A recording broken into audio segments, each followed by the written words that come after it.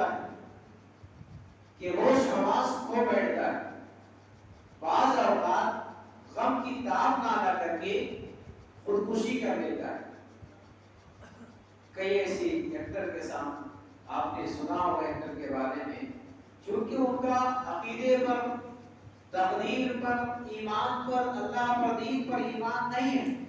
تو پریشانی کو، ٹینشن کو برداشت نہیں کر پاتا۔ جبکہ ایک مومن کا کردار یہ ہوتا ہے کہ وہ بڑے سے بڑے سامنے، بڑے سے بڑے حادثے پر صبر و تحمل کے دامن کو ہاتھ سے نہیں چھوڑتا ہے، صبر و تحمل کے ساتھ اس پریشانی کو برداشت کرتا ہے اور صبر و ثبات کے پیکر بن کر کے ایک چٹان کی طرح جمع رہتا ہے، کھڑا رہتا ہے۔ ایک مومن یہ سوچتا ہے کہ یہ جو کچھ ہوا ہے، یہ حادثہ ہوا ہے، یہ جو تکلیف ہوئی ہے، مصیبتیں آئی ہیں، یہ تقدیر الہی میں لکھا ہوا تھا۔ ایک مومن یہ سوچ کر کے کہ اللہ تبارک و تعالیٰ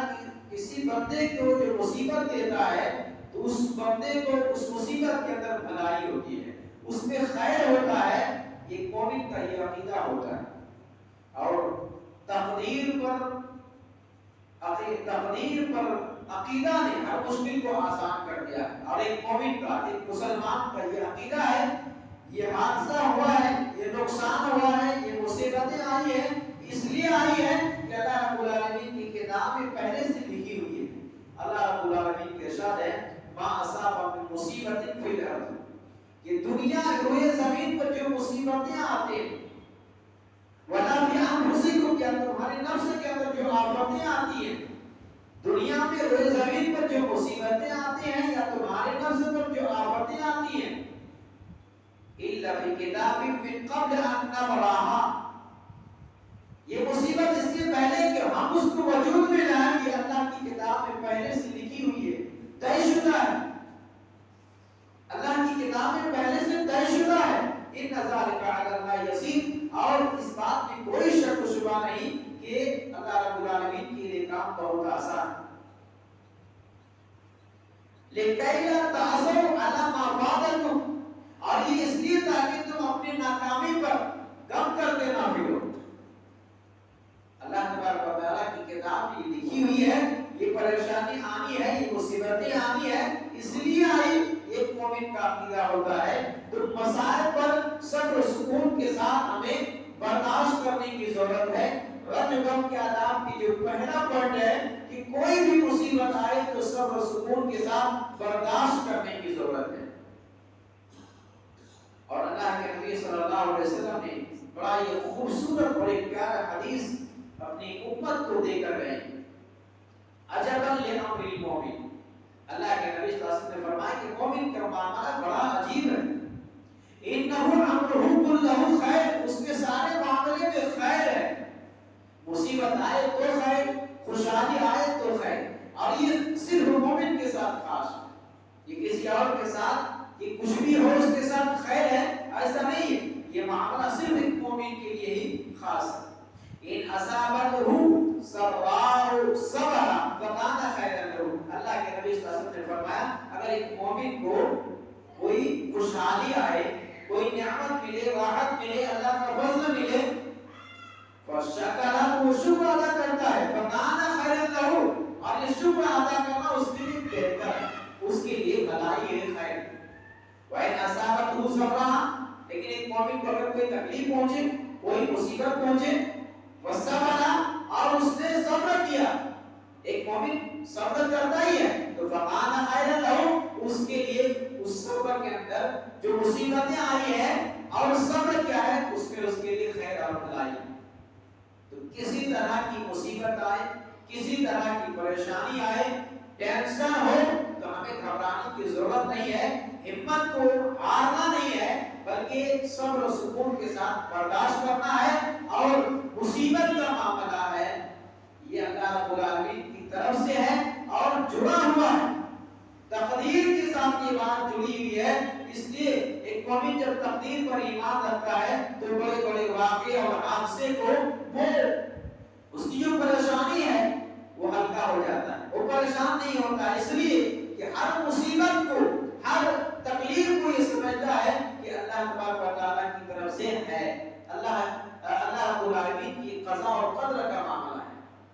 لہذا مصیبت آئے تو صبر تحمل سے کام لینا چاہیے۔ نمبر 2 پہ ہے جب رنج غم کی کوئی خبر سنے، مصیبت کی تکلیف کی کوئی خبر سنے یا کوئی نقصان ہو جائے یا کوئی دکھ اور تکلیف پہنچے، حالانکہ اوپر سے ہی جڑا ہوا ہے، کوئی رنج غم کی خبر سنے، نقصان ہو جائے یا کوئی دکھ تکلیف پہنچے تو فوری طور پر ہماری زبان کے اندر یہ شکریہ کا لفظ آنا چاہیے، انا للہ و انا الیہ راجعون، ہم اللہ ہی کے ہیں اور اللہ ہی کی طرف پلٹنے والے۔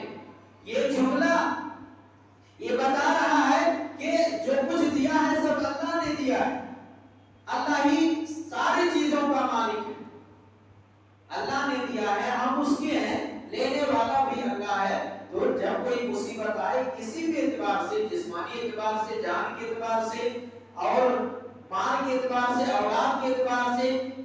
تو وہ اللہ کی طرف سے ہوتا ہے۔ اس وقت فوری طور پر ہماری زبان کے اندر اور ایک مومن کی زبان میں یہ کلمہ جاری ہونا چاہیے، انا للہ و انا الیہ راجعون۔ اللہ رب العالمین نے سورہ بقرہ کی طرف فرمایا وَلَنَبْلُوَنَّكُمْ بِشَيْءٍ مِّنَ الْخَوْفِ وَالْجُوعِ وَنَقْصٍ مِّنَ الْأَمْوَالِ وَالْأَنفُسِ وَالثَّمَرَاتِ وَبَشِّرِ الصَّابِرِينَ۔ اللہ نے بڑا واضح کر دیا ہے کہ ہم تمہیں ضرور آزمائیں گے، تمہارا ضرور امتحان ہے، خوف میں مبتلا کر کے، ڈر میں مبتلا کر کے، ڈر کسی اعتبار سے ہو، ڈر میں مبتلا کر کے ہم تمہیں آزمائیں گے، چاہے دشمن کا خوف ہو، بیماری کا خوف ہو، کسی مال کے ختم ہو جانے کا خوف ہو، اولاد کے چلے جانے کا خوف ہو، کسی نہ کسی اعتبار سے خوف میں مبتلا کر کے ہم آزمائیں گے۔ وَلَنَبْلُوَنَّكُمْ بِشَيْءٍ مِّنَ الْخَوْفِ وَالْجُوعِ، اور بھوک میں مبتلا کر کے ہم آزمائیں گے، ڈر میں، بھوک میں، وَنَقْصٍ مِّنَ الْأَمْوَالِ وَالْأَنفُسِ وَالثَّمَرَاتِ، اور وَنَقْصٍ مِّنَ الْأَمْوَالِ، مالوں میں کمی کر کے، والانفس، اور جان، یعنی کسی اللہ تعالیٰ کسی جان کو لے کر کے بھی آزمائیں، والثمرات، اور پھل لگے ہوئے ہیں، اللہ تعالیٰ اچانک کوئی آفت نازل کرے اور سارے پھل کو تباہ کر دے، تو جان، مال اور پھل کی کمی کے ذریعے ہم تمہارا امتحان لیں گے۔ ایسے وقت میں فرمایا اگر اللہ تبارک و تعالیٰ کی طرف سے کوئی آزمائشیں آئے اور بندہ صبر کرے تو فرمایا وَبَشِّرِ الصَّابِرِينَ، اے نبی صلی اللہ علیہ وسلم آپ صبر کرنے والے کو بشارت دے دیجیے۔ الَّذِينَ إِذَا أَصَابَتْهُمْ مُصِیبَۃٌ، فرمایا جنہیں جب کوئی مصیبت لاحق ہوتی ہے، جنہیں جب کوئی رنج پہنچتا ہے، یہ مصیبت یا تو انسان کو خود لاحق ہو یا مصیبت کی خبر ملے، تو قالوا انا للہ و انا الیہ راجعون، تو اسی وقت وہ کہتے ہیں کہ ہم اللہ ہی کے ہیں اور ہم اللہ کی طرف جانے والے ہیں، اللہ کی طرف پلٹنے والے ہیں۔ اولئک علیہم صلوات من ربہم ورحمہ، فرمایا اللہ تعالیٰ نے ایسے لوگوں پر اللہ کی عنایات، اللہ کی رحمتیں، اللہ کی نوازشیں ہوتی ہیں اور یہی لوگ ہدایت یافتہ۔ تو مصیبت آئے، کوئی رنج غم کی خبر سنے یا دکھ تکلیف پہنچے، فوری طور پر انا للہ و انا الیہ راجعون یہ جاری ہونا چاہیے۔ ایک بڑا ہی پیارا حدیث ہے، اللہ تبارک و تعالیٰ جب کسی بچے کو فوت دیتا ہے، بچے کو فوت دیتا ہے تو اللہ تعالیٰ فرشتوں سے سوال کرتا ہے کہ اے میرے فرشتوں، تو نے میرے فلاں بندے کے بچے کی جان قبض کر لی؟ فرشتہ کہتا ہے کہ ہاں۔ پھر اللہ سوال کرتا ہے کہ اے میرے فرشتوں، تم نے میرے بندے کی جو دل کا ٹکڑا ہے، کلیجے کا ٹکڑا ہے، چونکہ جو چھوٹا بچہ ہے، ماں باپ گھر والے بڑا لاڈ و پیار سے اس کی پرورش کرتے ہیں، پالتے ہیں اور گھر میں سب سے پیارا ہوتا ہے، تو اللہ تعالیٰ نے وہ ایسے ہی جملہ استعمال کیا ہے کہ میرے بندے کے دل کے ٹکڑے کی روح تم نے قبضہ کر لی ہے۔ فرشتے نے کہا کہ ہاں۔ اس وقت اللہ نے ایک تیسرا سوال یہ کیا کہ میرے فرشتے یہ بتاؤ کہ اس وقت جب میرے بندے کے اس لاڈلے بچے کی، بچہ میں بچہ بچی کچھ بھی ہو سکتا ہے، جب تم نے روح قبضہ کر لی، ان کے دل کے ٹکڑے کی جان نکال لی، اس وقت میرے بندے نے کیا کہا؟ فرشتے نے کہا کہ حمد کرتے کہ حمد کی استرجع اور انا للہ و انا الیہ راجعون پڑھا. تو اس وقت اللہ تعالیٰ فرشتوں سے فرماتا ہے اے فرشتوں جاؤ اس بندے کے لیے جنت میں گھر کی تعمیر کر دو اور اس کا نام بیت الحمد رکھو, شکر کا گھر, حمد کا گھر. اللہ اکبر. تو بچہ فوت ہو جائے, بچے کے اعتبار سے یا کوئی بھی مصیبت آ جائے تو ہماری زبان سے انا للہ و انا الیہ راجعون نکلنا چاہیے. تو کوئی بھی تکلیف آئے اس جملے کو یاد کر لیجئے, انا للہ و انا الیہ راجعون پڑھنا چاہیے. اللہ تبارک و تعالیٰ اس کی مصیبت کو دور کرتا ہے, اللہ تبارک و تعالیٰ پریشانی کو دور کرتا ہے اور بہتر سے بہتر بتاتا فرماتا ہے. ٹھیک اسی طرح کسی تکلیف اور حادثے پر اظہار غم ایک فطری امر ہے. انسان کو کوئی تکلیف پہنچتی ہے, انسان کے ساتھ کوئی حادثہ ہوتا ہے تو غم ظاہر ہوتا ہے, یہ فطری بات ہے. یعنی انسان کے کوئی انتقال ہو جائے یا اس کا مال لٹ جائے یا کوئی اور مصیبت پہنچے تو اسے غم ہوتا ہے, غم ظاہر ہوتا ہے اور فطری طور پر آنکھ سے آنسو آ جاتے ہیں. ایسے وقت میں کیا کرنا چاہیے؟ اظہار غم ایک فطری چیز ہے. ایسے وقت میں ہم اپنی زبان سے کوئی ایسے جملے نہ نکالیں جو نازیبا ہو, حق کے خلاف ہو. ہماری زبان سے ایسے وقت میں جب انتہائی ہم پریشانی کے عالم میں گھرا ہوا ہو, ایسے وقت میں ایسے غم اور اندوہ کے عالم میں بھی ہماری زبان سے ناحق جملے نہیں نکلنا چاہیے, بلکہ ایسے وقت میں بھی صبر و تحمل کا دامن ہاتھ سے نہیں چھوٹنا چاہیے, صبر و تحمل کے ساتھ کام لینا چاہیے. کسی بھی حادثے پر اللہ کے نبی صلی اللہ علیہ وسلم کے خود صاحبزادے حضرت ابراہیم کے تعلق سے آتا ہے کہ جانبونی کے عالم میں زندگی اور موت سے آپ کے صاحبزادے حضرت ابراہیم لڑ رہے ہیں اور نبی صلی اللہ علیہ وسلم کے گود میں ہیں, آپ کی گود میں حضرت ابراہیم ہے, زندگی موت سے جھوج رہے ہیں. یہ رکت آمیز لمحہ اور منظر دیکھ کر اللہ کے نبی صلی اللہ علیہ وسلم کی آنکھوں سے آنسو جاری ہو گئے, آنسو ٹپکنے لگے. تو اس وقت اللہ کے نبی صلی اللہ علیہ وسلم نے فرمایا اے ابراہیم تیری جدائی کا ہمیں غم ہے, ہم مغموم ہیں تیرے جدائی سے, ہمیں پریشانی ہے, غم ہے, ہم رنجیدہ ہیں, ہمیں افسوس ہے, لیکن ہماری زبان سے وہی نکلے گا جو ہماری پروردگار کے حق کے مطابق ہوگا, فیصلے کے مطابق ہوگا. ہم اپنی زبان سے کوئی ایسی بات نہیں نکالیں گے جو اللہ کی مرضی کے خلاف ہو, اللہ جس سے ناراض ہو, ایسے جملے نہیں نکالیں. تو کوئی حادثہ ہو جائے تو اظہار غم یہ جائز ہے, رونا جائز ہے, لیکن اس کے لیے چیخنا چلانا, اس کے لیے زبان سے شکوے کا لفظ لانا, ایسے لفظ لانا جو کہ شریعت کے خلاف ہو, جس سے اللہ ناراض ہو جائے, یہ زیب نہیں دیتا ایک مومن کے لیے.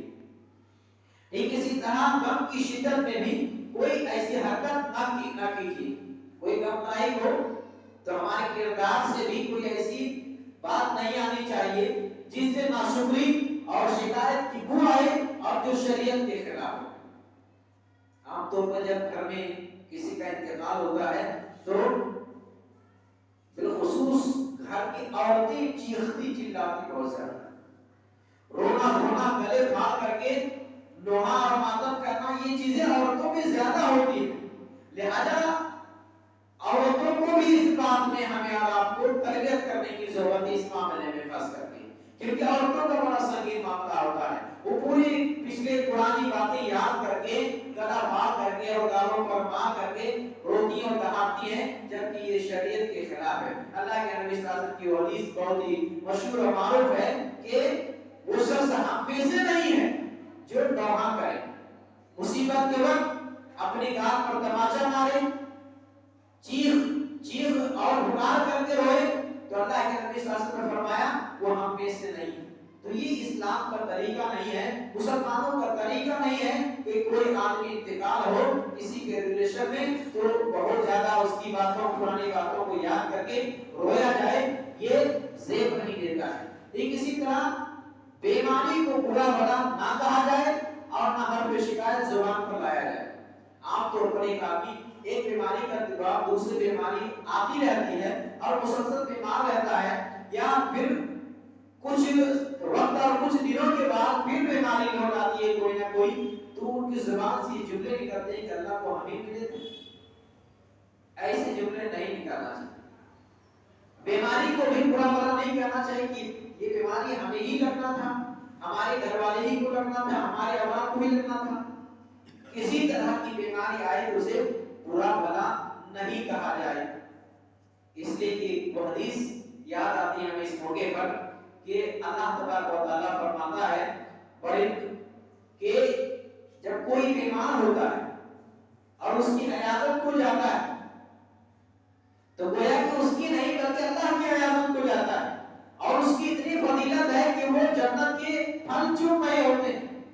قیامت کی اللہ تعالیٰ بندوں سے کہے گا کہ میں بیمار تھا، تم نے میری عیادت کیوں نہیں کی، میری عیادت کیوں نہیں کی؟ تو بندہ پوچھے گا اللہ تو بیمار، تو کہا میرا فلاں بندہ بیمار ہے۔ تو یہ بیماری کو برا بھلا کہنے سے شریعت نے روکا ہے۔ ایسے وقت میں ہم اپنی زبان سے کوئی ایسی جملے بھی نہیں نکالیں گے جو شریعت کے خلاف، جو ہمارے دین کے خلاف ہو، کیونکہ بیماری پر صبر کرنا بہت بڑا اجر ہے، اتنا بڑا اجر ہے کہ ایک عورت اللہ کے نبی صلی اللہ علیہ وسلم کے پاس آتی اور اللہ کے نبی صلی اللہ علیہ وسلم سے یہ عرض کرتی کہ اللہ کے نبی صلی اللہ علیہ وسلم مجھے مرگی کا دورہ پڑتا ہے، مجھے مرگی کا ایسا دورہ پڑتا ہے، ایسی بیماری لاحق ہوتی ہے کہ تن بدن کا ہوش نہیں رہتا ہے، میرے کپڑے کھل جاتے ہیں، میں برہنہ ہو جاتی ہوں، ننگی ہو جاتی ہوں، مجھے کچھ بھی ہوش آواز نہیں رہتا ہے۔ اللہ کے نبی صلی اللہ علیہ وسلم آپ اللہ سے دعا کیجیے کہ اللہ تعالیٰ اس بیماری کو ختم کر دے۔ اللہ کے نبی صلی اللہ علیہ وسلم نے فرمایا کہ اگر اس مصیبت پر تکلیف پر تم صبر کے ساتھ برداشت کرتی رہی تو اللہ تعالیٰ اس کے بدلے تمہیں جنت نوازے گا۔ اللہ اس بیماری کے بدلے اگر صبر کرتی رہی تو جنت سے نوازا جائے گا، اللہ تعالیٰ جنت دے گا، اور اگر تم چاہو تو میں دعا کرتا ہوں اللہ تعالیٰ تمہیں اچھا کر دے گا۔ اس عورت نے جب یہ جملے اللہ کے نبی صلی اللہ علیہ وسلم سے سنے تو اس عورت نے کہا کہ اللہ کے نبی صلی اللہ علیہ وسلم اگر بات یہ ہے کہ اس پر صبر کرنے کی وجہ سے جنت ملے گی تو میں اس تکلیف پر میں صبر کے ساتھ برداشت کرتی رہوں گی، لہذا آپ میرے لیے اتنا دعا کر دیجیے کہ جب میں مرگی کا دورہ پڑے تو میں بڑھانا نہ ہوں ننگی نہ ہوں۔ اللہ کے نبی صلی اللہ علیہ وسلم اس کے حق میں یہ دعا کی۔ تو میرے بھائی کوئی بھی مصیبت آئے، کوئی بھی تکلیف آئے، بیماری آئے تو ہمیں صبر کے دامن کو کسی طرح ہاتھ سے جانے نہیں دینا ہے، صبر کے دامن کو نہیں چھوڑنا ہے۔ اس لیے بیماری آئے تو بیماری کو برا بھلا کہنے سے اللہ کے نبی صلی اللہ علیہ وسلم نے بھی روکا ہے۔ اس لیے بیماری آئے تو یہ سوچ کر کے صبر کریں کہ اس کا اجر اللہ تعالیٰ ہمیں دے گا، اس کا بدلہ ہمیں اللہ دے گا، اور صبر کے ساتھ اس بیماری کو برداشت کریں۔ علاج معالجہ کرانا یہ شریعت کے خلاف نہیں، علاج کرانا یہ سنت ہے، یہ شریعت کے خلاف نہیں ہے، لیکن علاج کرانے کے بعد شفا یابی اگر نہیں ملتی ہے تو صبر کے دامن کو ہاتھ سے جانے نہیں دینا ہے۔ ٹھیک اسی طرح کی اس درس میں آخری جو پوائنٹ ہے، کسی کی موت آنے پر 3 دن سے زیادہ غم نہ منایا جائے۔ کسی کی بھی موت آنے پر 3 دن سے زیادہ غم نہ منایا جائے۔ ہمیں سے بہت سے کہ والدین کا انتقال ہوتا ہے زندگی میں، دوست احباب کا انتقال ہوتا ہے، بھائی بہن کا انتقال ہوتا ہے، عزیز و اقارب کا انتقال ہوتا ہے، لیکن کسی بھی عزیز و اقارب رشتہ داری کے انتقال پر شریعت نے منع کیا ہے کہ 3 دن سے زیادہ سوگ منایا جائے۔ اللہ کے نبی صلی اللہ علیہ وسلم کی حدیث اس تعلق سے ایک مومن کو یہ زیب نہیں دیتا ہے، ایک مومن کے لیے جائز نہیں ہے کہ وہ 3 دن سے زیادہ سوگ منائے کسی کی میت پر، الا کہ بیوہ ہو جس کا شوہر انتقال کر گیا ہو، اس کے لیے 4 مہینے 10 دن وہ سوگ منائے، 4 مہینے 10 دن وہ سوگ منائے۔ تو ایک صرف بیوہ کے لیے جس کا شوہر انتقال کر جائے، جس کا شوہر انتقال کر جائے اس کے لیے جائز ہے کہ وہ 4 مہینے 10 دن سوگ منائے، اس کے علاوہ کوئی بھی انتقال کر جائے، ماں باپ میں سے ہو، بہن بھائی میں سے ہو، بیوی ہو، اولاد ہو، کوئی بھی اور رشتہ دار ہو، کسی کی میت پر 3 دن سے زیادہ سوگ منانا اسلام کے اندر جائز نہیں ہے، ناجائز ہے۔ اب یہ ہر سال دیکھتے ہیں محرم کے موقع پر لوگ کیسے سالانہ شوق مناتے ہیں، سالانہ نہیں بلکہ یہ واقعہ کے برس اور 1400 سال گزر گئے، اور مسلمانوں کے اندر بھی ہر سال لوگ شوق کیسے مناتے ہیں، برسی کر کے، شوق کیسے مناتے ہیں، 40واں کر کے، شوق کیسے مناتے ہیں، 20واں، 10واں، 7واں اور 3واں کر کے، ان چیزوں کو کر کے شوق مناتے ہیں۔ حالانکہ یہ بالکل بدعت ہے، شریعت کی الٹا اور شریعت کے خلاف کام ہے۔ تو شریعت کا یہ حکم ہے کہ کسی کی موت پر 3 دن سے زیادہ شوق نہ منایا جائے، چاہے وہ کتنا ہی خاص اور عزیز کیوں نہ ہو، الا کہ بیوہ عورت ہے جس کا شوہر انتقال کر گیا ہو، اس کے لیے 4 مہینے 10 دن کی شوق منانے کی اجازت ہے۔ یعنی آج کے درس میں اتنا ہی، چونکہ رجب کے تعلق سے اور بھی باتیں ہیں تو انشاءاللہ آنے والے درس میں ہم دوسری بات میں اس کو رکھیں گے، نہیں تو باتیں لمبی ہو جاتی۔ انہی چند باتوں کے ساتھ میں اپنی بات کو ختم کرتا ہوں، آخر میں دعا کرتا ہوں اللہ تعالیٰ ہم سب کو کہنے سننے سے عمل کرنے کی توفیق دے، رجب کے آلات جو بیان کیے گئے ہیں ان باتوں کو سمجھیں اور اس پر غور و فکر کرنے اور عمل کرنے کی توفیق دے، آمین۔ السلام علیکم۔